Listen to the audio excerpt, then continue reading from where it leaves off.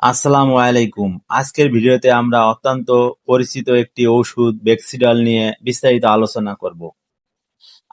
আমাদের অনেকেরই হুটহাট ধুলাবালি বা খাবারের কারণে অ্যালার্জি, চুলকানি বা সর্দির সমস্যা হয়। তখন আমরা হন্যে হয়ে কার্যকারী সমাধান খুঁজি। আজকে আমি জানাবো বেক্সিডাল কোন কোন রোগের জন্য কাজ করে, এর সঠিক ডোজ কত এবং কাদের জন্য এটি ক্ষতিকর হতে পারে। ওষুধের পরিচয়: বেক্সিডাল তৈরি করেছেন বাংলাদেশের স্বনামধন্য প্রতিষ্ঠান বেক্সিমকো ফার্মা। এই ওষুধের জেনেটিক নাম মেবোহাইড্রোলিন নাপা ডিসাইলেট বিপি 50 mg। এটি মূলত একটি অ্যান্টিহিস্টামিন গ্রুপের ওষুধ। এটি কোন কোন রোগে কাজ করে? স্কিন অ্যালার্জি: শরীরে যে কোনো স্থানে চুলকানি, লাল চাকা হয়ে যাওয়া বা আমবাত। নাক ও চোখের সমস্যা: ঋতু পরিবর্তনের কারণে নাক দিয়ে পানি পড়া, হাঁচি হওয়া কিংবা চোখ লাল হয়ে চুলকানো।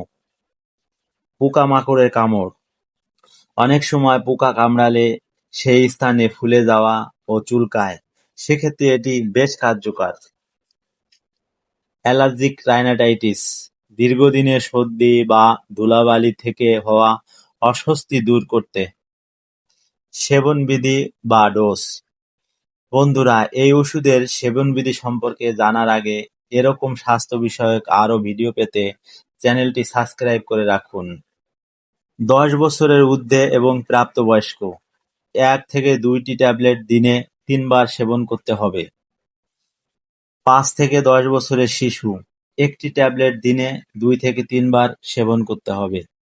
2 থেকে 5 বছরের শিশু 1টি ট্যাবলেট দিনে 1 থেকে 2 বার সেবন করতে হবে। তবে অবশ্যই একজন চিকিৎসকের পরামর্শ অনুযায়ী সেবন করতে হবে। পার্শ্ব প্রতিক্রিয়া: সব ওষুধের কিছু পার্শ্ব প্রতিক্রিয়া থাকে। বেক্সিডালের ক্ষেত্রে ঘুম ঘুম ভাব বা ঝিমুনি হতে পারে, মুখ শুকিয়ে আসতে পারে, মাথা ঘোরা বা বমি বমি ভাব ইত্যাদি। সতর্কতা: গর্ভাবস্থায় বা স্তন্যদানকারী মায়েদের ক্ষেত্রে ডাক্তারের পরামর্শ ছাড়া এই ওষুধ সেবন করা একদম নিষেধ। যাদের দীর্ঘদিনের লিভার বা কিডনির সমস্যা আছে তাদের সতর্ক থাকতে হবে। এই ওষুধ খাওয়ার পর ভারী যন্ত্রপাতি চালানো বা গাড়ি চালানো থেকে বিরত থাকা ভালো। আপনি কি এই ওষুধ খাচ্ছেন, কোনো উপকার পেয়েছেন বা খেতে চান? অবশ্যই কমেন্টে বলবেন। আশা করি ভিডিওটি আপনার উপকারে আসবে।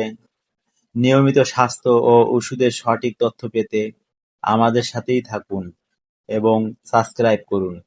ধন্যবাদ সবাইকে। সুস্থ থাকুন।